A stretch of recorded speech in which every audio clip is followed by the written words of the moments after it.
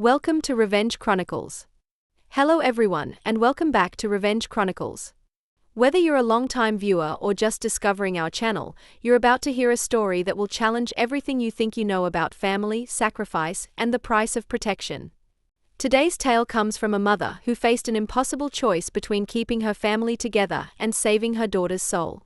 Sometimes the greatest revenge is simply refusing to let cruelty continue, even when it costs us everything we thought we wanted. I still remember the exact moment I realized my marriage was over.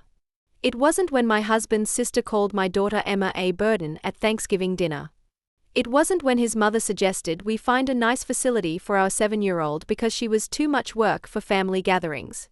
It was 3 weeks later, on a quiet Tuesday morning, when I found Emma sitting in her closet, rocking back and forth, whispering I'm sorry, I'm sorry, I'm sorry over and over again. Emma has autism. She's brilliant, funny, and sees the world in ways that constantly amaze me. She also needs routine, gets overwhelmed by loud noises, and sometimes has meltdowns when things change unexpectedly. To me, she's perfect exactly as she is. To my husband David's family, she was a problem that needed to be managed, hidden, or fixed. What are you sorry for, sweetheart? I asked, sitting down outside her closet door. For being weird. Grandma Sarah said I make everyone uncomfortable. Uncle Mike said I ruin Christmas.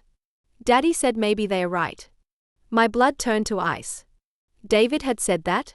My David, who I thought loved Emma unconditionally. That evening, I confronted him. Did you tell Emma that your family might be right about her?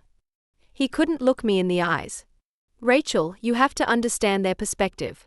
Mom's getting older, and Emma's outbursts stress her out. Mike has his own kids to think about. Maybe we should consider that they have valid concerns. Valid concerns? About our daughter being autistic? Something she can't control? About her behavior affecting everyone else?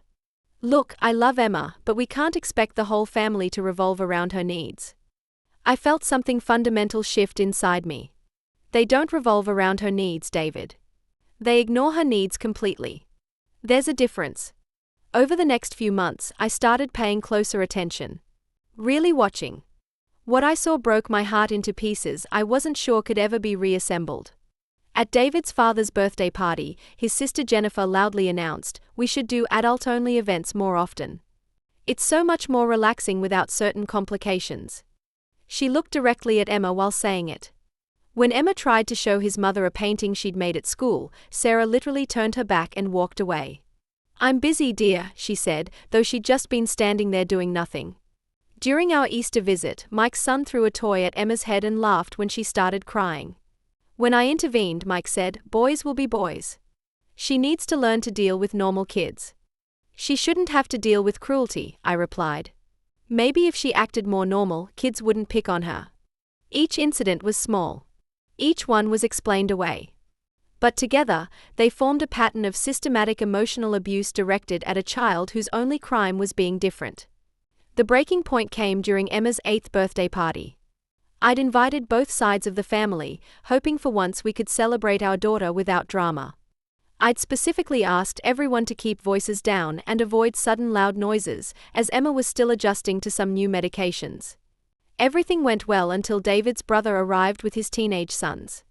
Within 10 minutes, they were roughhousing in the living room, knocking over furniture, and screaming at their video games. Emma retreated to her room, overwhelmed. "Could you ask the boys to keep it down a bit?" I requested politely.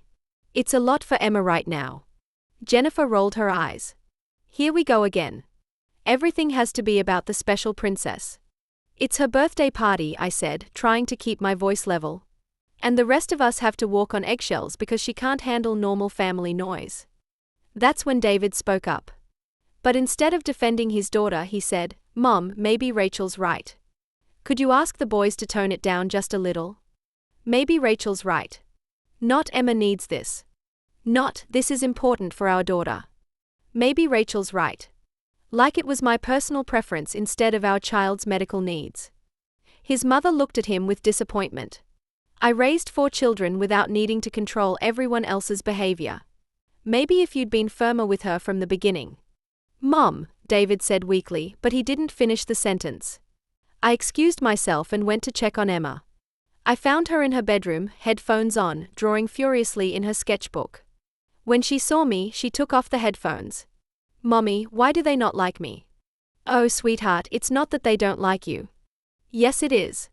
She looked at me with those wise, honest eyes that saw through every adult excuse. "They think I'm broken. Daddy thinks so too." I wanted to deny it, but I couldn't lie to her.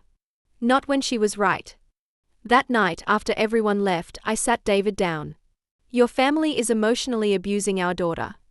"That's dramatic, Rachel. They're just not used to dealing with special needs." "It's been 3 years, David. 3 years of them making her feel unwanted and wrong. And you enable it every single time." "I'm trying to keep the peace." "At Emma's expense. Always at Emma's expense." We fought until 2 in the morning.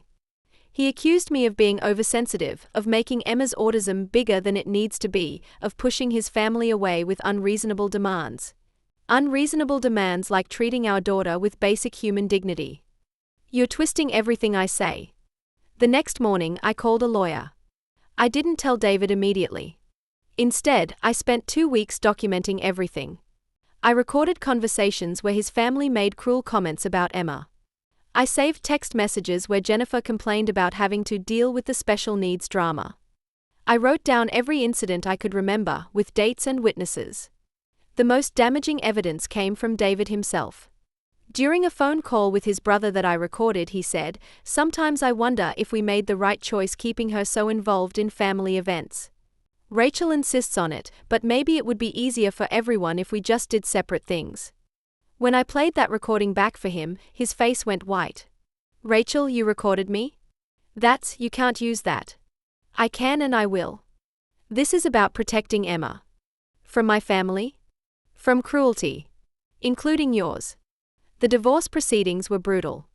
David's family painted me as an unstable mother who was using Emma's autism to manipulate situations. They claimed I was alienating Emma from her father's side of the family. But I had documentation. Hours of recordings, dozens of text messages, testimony from Emma's therapists about the emotional regression she experienced after family visits. The custody hearing was the hardest day of my life. David's lawyer tried to argue that I was being vindictive, that I was denying Emma access to her extended family out of spite.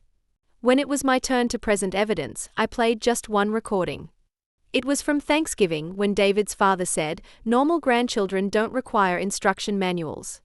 Maybe it's time to admit this isn't working out." You could hear Emma crying in the background.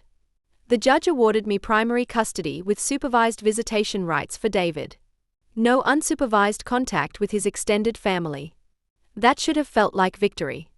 Instead, it felt like watching everything I'd built crumble to dust. David moved back in with his parents. He blamed me for destroying his family relationships and turning Emma against her own relatives. His visits with Emma became strained and awkward. She could sense his resentment even when he tried to hide it. 6 months after the divorce was finalized, David remarried.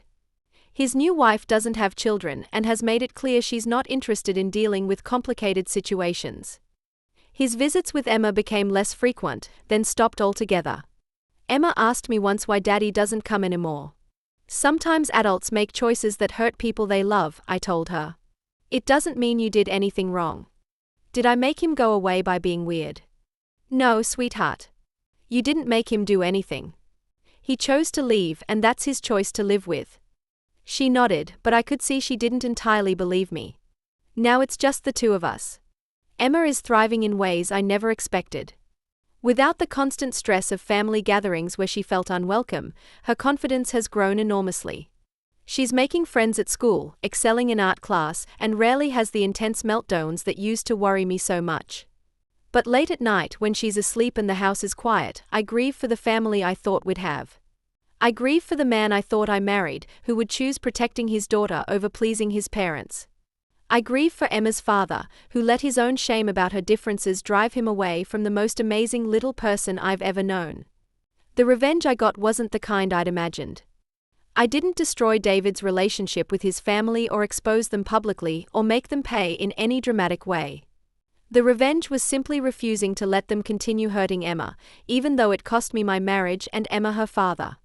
Sometimes she still asks about Daddy's family. Do they miss me? She'll wonder. I don't know, sweetheart. But what I know is that you deserve people who love you exactly as you are. Like you do. Like I do. She smiles and goes back to her drawing, content in the certainty of at least one person's unconditional love. I won our freedom from cruelty, but the price was everything I thought I wanted. Was it worth it? When I see Emma confident and happy, when I watch her be herself without fear of judgment, when I hear her laugh without checking to see who might disapprove, I know it was. But that doesn't make the nights any less lonely, or the weight of single motherhood any lighter, or the loss of the future I'd imagined any less painful. This is what real revenge looks like sometimes. Not dramatic confrontations or public humiliation, but simply refusing to let harm continue, even when stopping it breaks your heart in the process. Emma is worth it. She's worth everything. If you're facing a similar situation where you have to choose between keeping peace and protecting someone you love, I hope you'll remember Emma's story. Sometimes the greatest act of love is the one that costs us the most. Thank you for watching today's story, and if it resonated with you, please consider subscribing to our channel. Every subscription helps us share more stories of courage, justice, and the complicated reality of standing up for what's right. We have many more powerful narratives coming your way, and your support means everything to us.